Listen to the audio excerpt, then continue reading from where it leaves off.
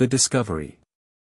The transport shuttle shuddered as it docked with Research Station Theta-9, the magnetic clamps engaging with a metallic clang that echoed through the small passenger compartment. Joran hefted his toolbox and stepped onto the station's deck, immediately noticing the tension in the air. The usual chatter of station personnel was replaced by hushed whispers and nervous glances. "You must be the mechanic," said a woman in a crisp Consortium uniform, her badge identifying her as Director Callahan. "Follow me. The situation is delicate." As they walked through corridors lined with humming machinery, Joran couldn't shake the feeling that something was off. The station's energy readings were erratic, causing lights to flicker intermittently. Whatever was causing the power fluctuations was serious. "Standard containment malfunction," Callahan explained curtly. "Triple pay, as agreed. Get it fixed, no questions asked." But when the blast doors to the main laboratory slid open, Joran's breath caught in his throat. This was no standard anything. The creature before him was magnificent and terrifying in equal measure. A dragon, there was no other word for it, filled the massive containment field at the center of the room. Its scales shimmered like liquid metal, shifting between deep emerald and molten bronze. Wings folded against its sides radiated barely contained power, and its eyes, those amber orbs, held an intelligence that made Joran's skin crawl with recognition. This wasn't some mindless beast. This was a person, trapped in a cage. "My God," he whispered, approaching the containment unit. His diagnostic pad immediately began screaming warnings. The field was overloading, drawing 3 times normal power capacity. The dragon's gaze followed his every movement, unblinking and ancient. When Joran knelt beside the control panel, those molten eyes seemed to bore straight through him. "Easy there, big guy," he murmured, more to calm his own nerves than anything else. "Let me see what's wrong with this thing." The readings made no sense. The containment field wasn't malfunctioning, it was being overwhelmed. Whatever energy the dragon was producing was systematically destabilizing every system on the station. As Joran worked, pulling panels and checking circuits, he became aware of something else. A presence at the edge of his consciousness, like a whisper just beyond hearing. He glanced up to find the dragon watching him with what looked almost like hope. The comm system crackled. "Status report, mechanic." "The field's holding for now," Joran replied, his eyes never leaving the dragon's. "But this isn't a standard repair job. This creature." "Complete the assignment," Callahan's voice cut through sharply. "Consortium command arrives in 6 hours to take custody. Keep it contained until then." The connection ended, and Joran felt something cold settle in his stomach. Custody. Not study, not research. Custody. He looked back at the dragon, and for the first time in his life, felt the weight of a truly impossible choice bearing down on him. The bond. Hours passed as Joran worked, replacing burnt circuits and rerouting power flows. Each repair bought them minutes, maybe an hour if he was lucky. But the dragon's energy signature was growing stronger, and the containment field was losing the battle. During a brief pause, Joran found himself studying the creature more closely. Its breathing was measured, controlled. There was no panic in its posture, no frantic attempts to escape. It was waiting for something. "You're not trying to break out, are you?" Joran said quietly. "You're trying to communicate." The dragon's head tilted slightly, and suddenly Joran felt it, a presence pressing gently against his thoughts. Not invasive, but patient, like someone knocking politely on a door.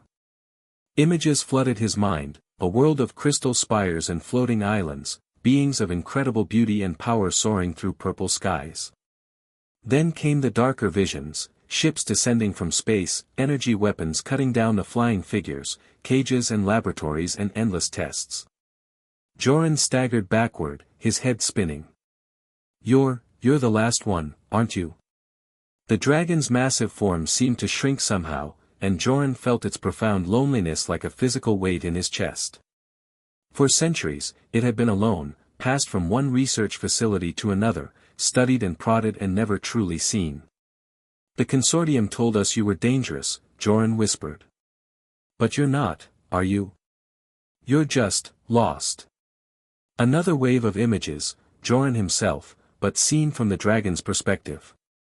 The creature had been watching him work, had seen past his grease-stained clothes and nervous manner to something deeper. It had recognized something in him, a kindred spirit, perhaps, someone else who felt displaced in the vast machinery of galactic civilization. The containment field flickered ominously, and Joran's diagnostic pad began shrieking alarms. He had minutes, maybe less, before total system failure. I can't fix this, he said, looking directly into those ancient amber eyes. The field's going to collapse whether I want it to or not. But I can control how it happens. He began typing rapidly, overriding safety protocols and rerouting the power matrix. Instead of a catastrophic explosion, he could trigger a controlled shutdown. The dragon would be free, but the station would survive. If I do this, Joran continued, his fingers hovering over the final command sequence, they'll know it was deliberate. I'll be a fugitive for the rest of my life. The dragon pressed one massive claw against the containment barrier, and Joran felt its thoughts like a warm current in his mind. You freed me. Now we are bound. Bound? Joran asked, but even as he spoke, he understood. This wasn't just about releasing a prisoner. This was about forging a connection that would change both their lives forever. He pressed the final key. The containment field collapsed in a shower of sparks, and the dragon stepped forward, its wings unfurling to their full, magnificent span. It looked down at Joran with something that might have been a smile, and spoke directly into his mind. Hello, my friend. My name is Caliph. The escape. The station's alarms began blaring the moment the containment field collapsed. Emergency lights bathed the laboratory in pulsing red as automated systems detected the breach. Emergency protocols activated, the station's AI announced. All personnel report to evacuation stations immediately. Joran grabbed his toolbox, his heart hammering against his ribs. We need to move, now. Caliph moved with surprising grace for such a massive creature, his claws barely making a sound on the metal decking. Through their newfound mental link, Joran could feel the dragon's calm determination, and something else. Recognition. I know this place, Caliph's thoughts whispered in his mind. I was brought here through the main hangar. They raced through corridors filled with fleeing technicians and researchers. Most were too panicked to pay attention to the unlikely pair, but Joran caught more than one shocked stare. By now, Director Callahan would know what had happened. The hunt would begin soon. The hangar was chaos. Ships of various sizes were powering up for emergency departure, their engines filling the vast space with heat and noise. Joran spotted a mid-sized cargo freighter near the far wall, old, but space-worthy. That one, he said, pointing. If we can reach it. Security forces poured into the hangar, energy weapons already charging. Halt. Step away from the creature. Caliph's response was immediate and devastating. The dragon reared up to his full height and released a roar that seemed to shake the very structure of the station. The sound was more than noise, it carried power, primal and overwhelming. Several guards dropped their weapons, stumbling backward in instinctive terror. Run, Caliph commanded, and Joran didn't need to be told twice. They sprinted toward the freighter as energy blasts sizzled past them. Caliph's wings spread wide, creating a living shield between Joran and their pursuers. The dragon's scales seemed to absorb the weapon fire, glowing brighter with each hit. The freighter's boarding ramp was still extended. Joran threw himself up the incline, Caliph close behind. The dragon barely fit through the cargo bay doors, his wings folding tight against his body. Please tell me you know how to fly one of these things, Joran gasped, racing toward the cockpit. I am a quick learner, came the amused reply. Joran threw himself into the pilot's seat, his hands flying over the controls. The engines were already warmed up, apparently, the ship's owner had been preparing to evacuate. Sorry, whoever you are, he muttered, initiating launch sequence. The freighter lurched upward just as security forces reached the landing pad. Through the viewport, Joran could see Director Callahan shouting orders, her face twisted with rage. But they were free. The stars stretched out before them, vast and welcoming. Where do we go now? Caliph asked, settling into the cargo bay behind him. Joran looked out at the endless expanse of space and felt something he hadn't experienced in years, hope. Anywhere, he said. Anywhere but here. The hunt. 3 weeks into their flight, Joran had learned to navigate by Calitha's ancient knowledge of the stars. The dragon possessed memories spanning millennia, including knowledge of hidden worlds and forgotten jump routes that didn't appear on any Consortium chart. They were currently docked at Meridian Station, a ramshackle trading post in neutral space. Joran was haggling for supplies when Calitha's urgent thoughts reached him. They have found us. 3 ships, Consortium military configuration. Joran's blood ran cold. He dropped his credits on the merchant's counter and ran for their ship, pushing through crowds of surprised traders and smugglers. The freighter's engines were already warming up when he reached the hangar. Caliph had somehow managed to activate the ship's systems using his newfound understanding of human technology. How long do we have? Joran asked, throwing himself into the pilot's seat. Minutes, Caliph replied. They are jamming all communications and demanding the station's cooperation. As they lifted off, Joran could see Consortium battleships moving to intercept. These weren't research vessels, they were warships, bristling with weapons and armor. They really want you back, he muttered, pushing the engines to their limits. Not me, Caliph corrected, his mental voice grim. Us. The bond we share, it is something they have never seen before. A human who can communicate with my kind telepathically. They will study us, dissect us, until they understand how to replicate it. The implications hit Joran like a physical blow. This wasn't just about recapturing an escaped specimen anymore. This was about weaponizing the connection between human and dragon. Energy beams lanced past their hull as the pursuit began in earnest. Their stolen freighter was fast, but the military ships were faster. Within minutes, they were surrounded. "Attention stolen vessel," came the broadcast. "This is Captain Morrison of the CNS Retribution. Cut your engines and prepare to be boarded. Surrender the alien creature and you will be treated with leniency." Joran looked at the tactical display. 3 warships, dozens of fighters, enough firepower to vaporize their small ship 100 times over. "We're not going to outrun them," he said quietly. Calitha's presence in his mind grew stronger, more focused. "No. But perhaps we do not need to." Before Joran could ask what he meant, Caliph began to sing. It wasn't audible music, it was something deeper, a resonance that seemed to vibrate through the very fabric of space itself. Joran felt it in his bones, in his soul, as the dragon's voice reached out across the void. And something answered. The first ship appeared as if materializing from nothing, sleek, organic-looking, with hull plating that shifted color like Calitha's scales. Then another. And another. "My people," Caliph explained, wonder and joy flooding through their link. "Those who escaped the great hunt. They have been hiding, waiting, hoping." The newcomers didn't attack immediately. Instead, they surrounded the Consortium ships in a perfect sphere, their weapons powering up in unison. Captain Morrison's voice crackled over the comm, no longer quite so confident. "Unknown vessels, you are interfering with Consortium operations.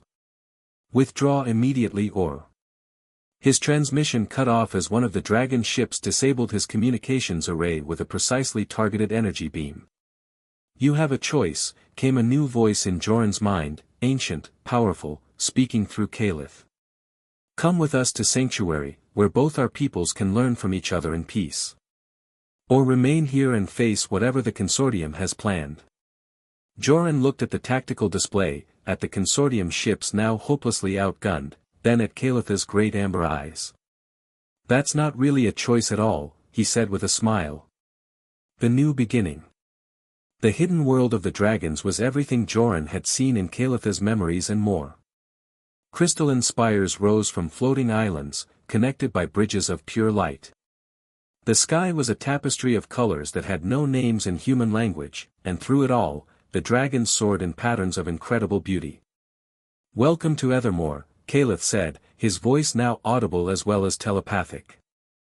Speaking aloud was still new to him, but he was learning human ways with the same dedication Joran was learning dragon customs. The ruling council of the dragon clans had gathered to meet the human who had freed one of their own. They were ancient beings, each one a living repository of knowledge and wisdom accumulated over thousands of years. "You have done something remarkable," said Elder Thessarian, her scales a deep purple that seemed to hold galaxies within their depths. "Not since the first days of our civilization have we seen a bond like yours." Joran felt overwhelmed by their attention, but Kalitha's presence in his mind was a constant source of strength and comfort. "I just did what felt right," he said simply. "And that," said another elder, "is precisely why the bond chose you." Over the following months, Joran learned that their escape had been just the beginning. The dragons had been watching the Consortium's activities for decades, growing increasingly concerned about the organization's methods and goals. His act of freeing Kalith had been the catalyst they needed to finally act. Working together, humans and dragons began to build something new. A coalition of free worlds where both species could thrive without fear of exploitation or persecution. Joran's mechanical skills, enhanced by dragon technology and wisdom, proved invaluable in designing ships and systems that could defend their new alliance. "The Consortium will come again," Kalith warned during one of their planning sessions. "They will not forget what we represent." "Let them come," Joran replied, looking out over the beautiful vista of Ethermore. "We'll be ready." Through their bond, he felt Kalitha's agreement and satisfaction. The lonely dragon had found his people again, and the lost mechanic had found a purpose beyond anything he had ever imagined. Years passed. The coalition grew stronger as more worlds joined their cause. Joran, now bearing the title of ambassador between the species, worked tirelessly to forge new alliances and build defenses against those who would exploit the weak. On quiet evenings, he and Kalith would sit together on the highest spire of Ethermore, looking out at the stars. The dragon had grown even more magnificent with age, his scales now holding hints of silver that caught the light of distant suns. "Do you ever regret it?" Kalith asked one such evening. "The choice you made in that laboratory?" Joran considered the question, thinking of all he had gained and lost. His old life had been simple, if lonely. This new existence was filled with purpose and wonder, but also with constant challenges and responsibilities. "Never," he said finally. "Not for a single moment." Through their bond, he felt Kalitha's contentment and knew that his friend felt the same. They had found each other in the darkest of places and built something beautiful from that connection. The stars stretched out before them, full of infinite possibilities, and they faced them together, human and dragon, bound by choice and strengthened by love. The end.